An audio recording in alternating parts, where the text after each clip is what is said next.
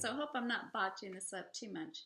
But if those were the four apocalyptic horsemen that Zechariah prophesied of and prophesied Revelation 6, then the seals were opened on that day.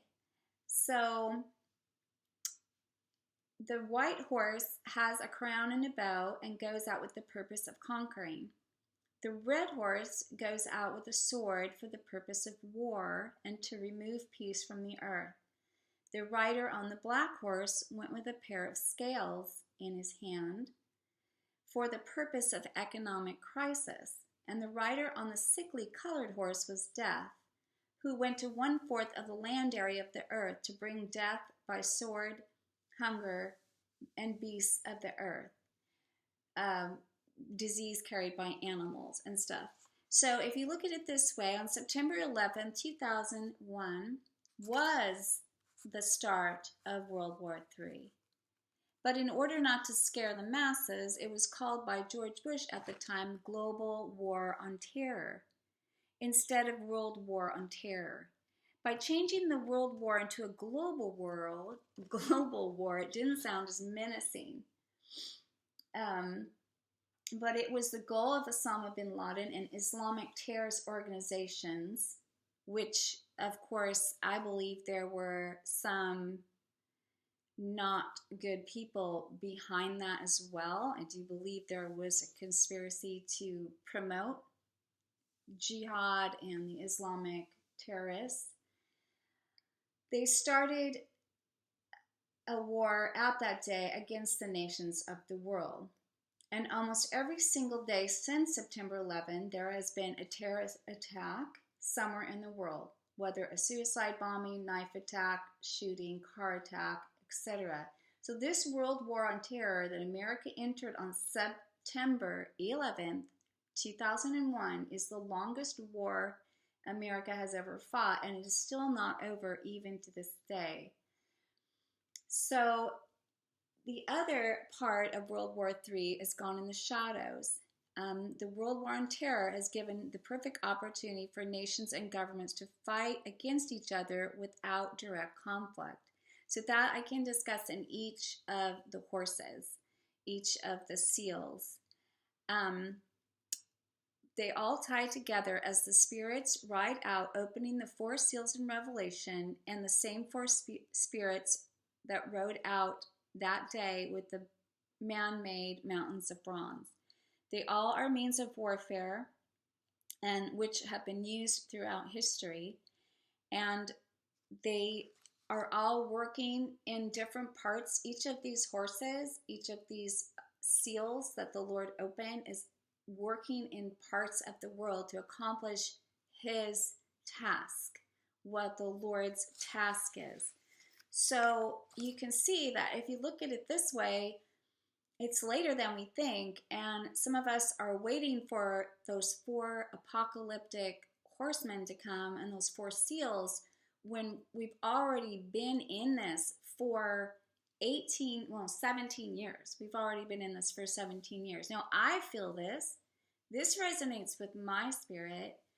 The world's never been the same since then. It's moved around. The war has moved around from place to place, but it's always the same. We're fighting the same terrorists. We're fighting the same principality. So now I see behind the scenes, and that's what my gift is, and oftentimes a forerunner. So like I said before in our one-on-one talks, there's only one battle going on, God versus Satan. There's only one battle between people. It's the people of Israel and the Christians against those that are not going to be Christians or of Israel. And the spiritual forces behind those are satanic, that behind the war. So Satan's spirit wants to kill the people of God, the people of Israel, and those that have been grafted in. That's basically the war. So Satan's demons and his spirits, they move around. They were in Hitler, right? They were in Hitler, and everyone who was with Hitler were being moved by those dark forces. So those forces are still around. They're the same demons that were around when Jesus came, that wanted to kill him, and he cast out. So those demons, those principalities, they're the same principalities that Daniel fought against with when he was fighting the Prince of Persia, when he was needing the help from the archangel, and he said, "I'm sorry, I'm late. I was fighting the Prince of Persia." Like, these spiritual forces are all waging war against each other, and then they cause men, real men, like, so the principalities of Satan were inhabiting Hitler to kill the Jews. And these principalities had to go somewhere. So they had to go, of course, I believe they're in the radical extremists of Islam, but they're also with those that are siding with them, who the Lord knows who they are, and also other countries that will band together to form this beast. So I'm going to break up the horses because it's a lot to cover in one setting. But if you could open your mind that 4 seals may have already happened, that will really help you to get in the mindset that we might be closer than we think, which is awesome. I can't wait. I just don't want to go through the hard stuff, but I love to know and pay attention. It makes me feel really, really happy that the Lord would give me the inside information so I could be prepared. So I hope it blesses you too. And I'll sign off and we'll go for the next one. Okay. First horse of the apocalypse that I believe was already released in 2001 at 9/11. And this is the reasoning behind it. I'll be reading to you some of a prophetic countdown from Calculating the Last 7 that you can download and find on my link below. So if that's true, and the first seal was broken with the white horse, the rider on the white horse has a bow and a crown, and he rides to the land of the north to conquer and overcome. That's what it says in Revelation 6. The rider on the white horse is political warfare, and this is all about overcoming the political realm with government of nation itself, which can be fought through mobs. Think of mob rule, or peaceful protests, or attempting to influence people and meddle in elections with internet and stuff like that. So there's a lot of great information in this download. I encourage you to get it. But it makes a lot of sense. So nothing's felt very peaceful since 9/11. The thought that we're already in World War III makes a lot of sense to me, because it does seem like it's not been peaceful, and it's scary, and there's little wars and stuff going on everywhere. So the day that white horse rode out on September 11, 2001, for the political warfare was only the beginning of the fulfillment of the opening of the first seal. So I believe that too. It's been going on. It has continued every day from that day to this, and will culminate in the rise of the anti-Messiah, the little horn, who will also take power, according to Daniel 11, through political warfare and through flatteries and deceit. And he will take over the government of a small nation, from which he will begin his rule. But this rider goes out to the north of the land of Israel, concentrating the efforts of political warfare in the continents of Europe, Asia, and North America, but primarily centered in Europe, Asia, and the Middle East. So that makes a lot of sense to me. And if you follow the news and follow the web, also the free news, then you can know that there's these things have been happening. So the second now the little horn, okay, it's going to continue every day until it culminate with the anti-Messiah, the little horn. So remember, I had the vision of the beast of the sea coming out of the sea to New York City, and at that time, the little horn, I believe, was Iran, and speaking blasphemies against Israel at the United Nations in 2006. So it may not be Iran, but it's a picture of it. If it's that little horn is definitely going to want to annihilate Israel. That's going to be their main agenda, just like Hitler. So the second horse, the red horse, in the seals of the apocalypse, the second seal, the red horse with the great sword rides out to and fro from across the earth, removing peace. The rider on the red horse is a traditional military warfare and fought with traditional forms of war like terrorist attacks and things like that. So the spirit goes across the earth removing peace. So all of us know that since 9/11, we're always like on edge, right? There could be a bombing at the Boston Marathon. There could be the bombing in Paris.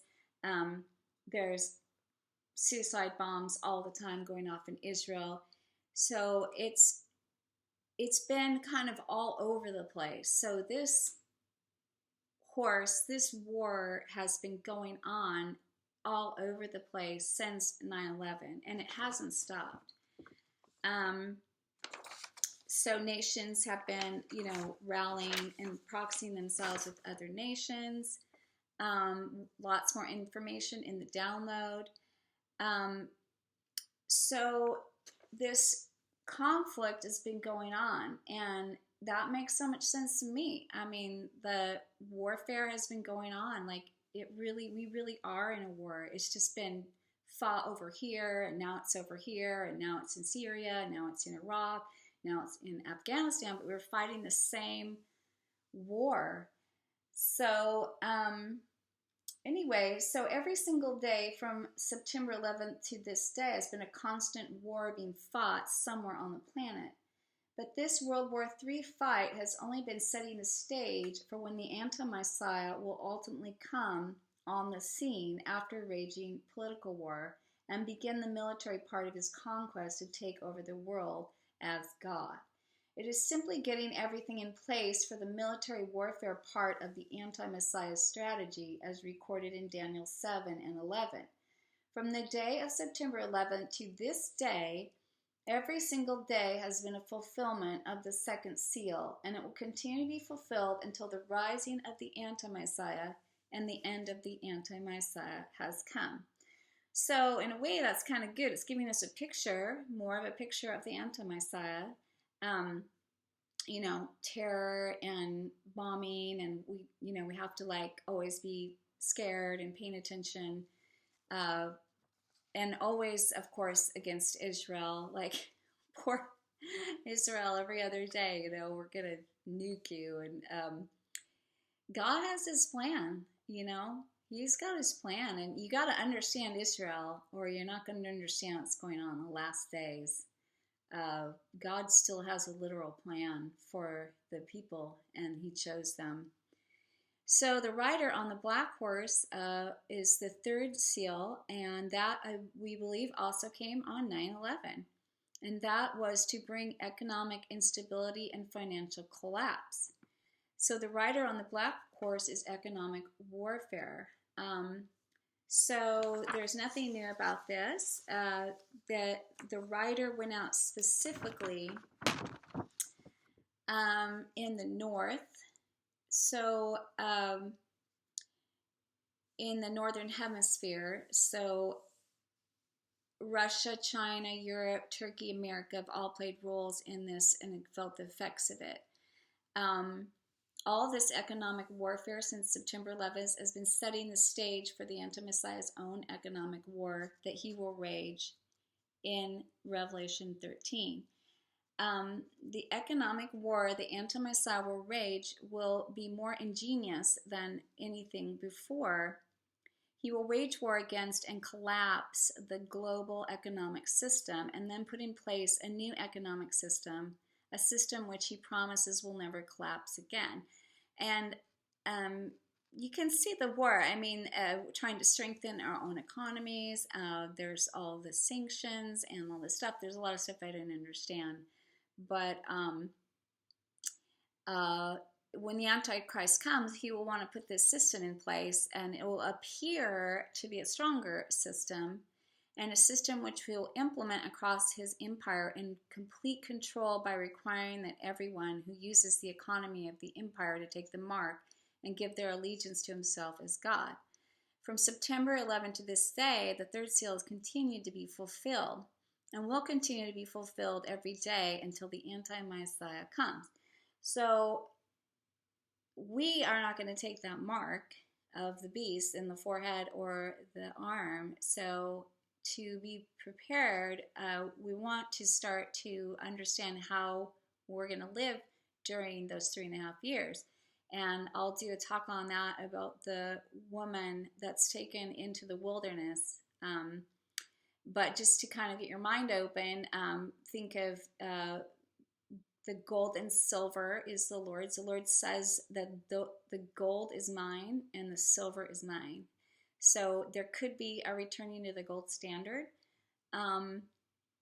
There also is the goods are always good. Like whenever, if you research anything on the Depression or anything, there's goods that can always be bartered.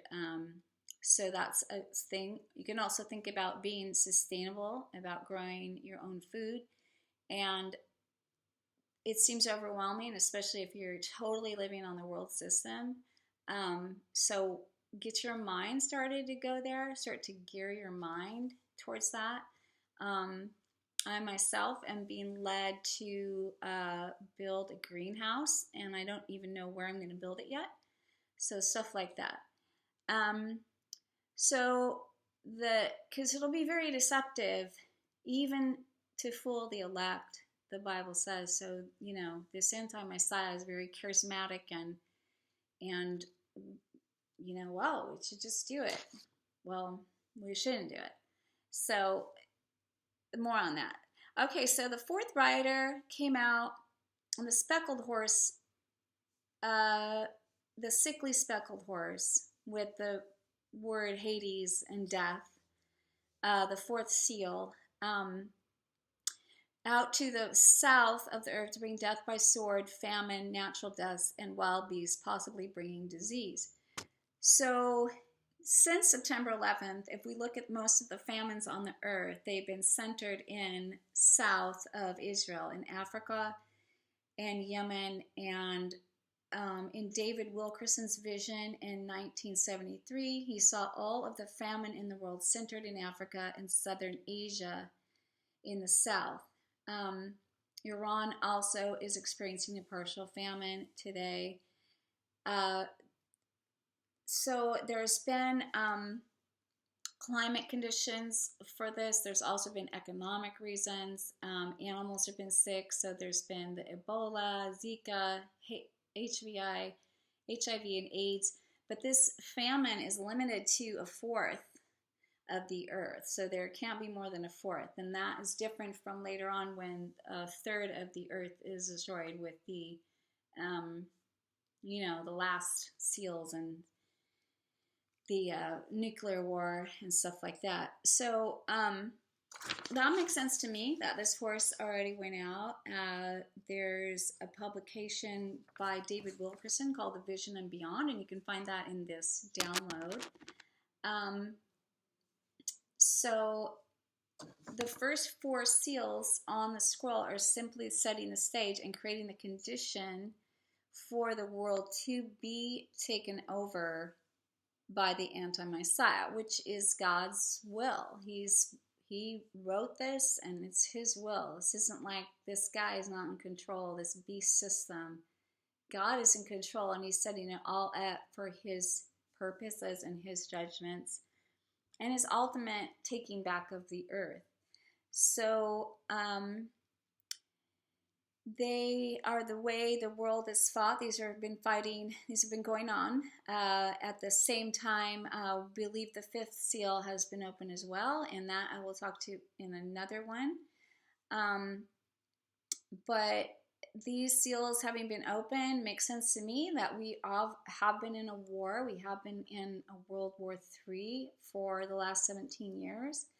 And it will be at this point that the world is ready to listen to an anti-Messiah with great words telling them that we don't need a Messiah. A man can save himself. So whatever the beast system, of course, we know is going to create, well, we have to have this sixth seal open because the big war, we got to have the big war before the anti-Messiah makes peace so that people are actually listening to him. But basically, it'll be setting up the system that we don't need the Lord. So everyone who needs the Lord, they're going to be ridiculed and persecuted and beheaded and all that stuff because, but I'm professing the Lord Jesus Christ, and I will always profess him. He saved my life. He saved my life. He literally sucked demonic creatures off of my body when I had severe eating disorders and depression. And he gave me joy in my heart. He gave me peace, and he gave me joy in my heart. So with my last breath, I will profess Jesus, the Messiah of Israel, the Mashiach, the one who Israel is waiting for. And he will give me the strength. And he will give you the strength.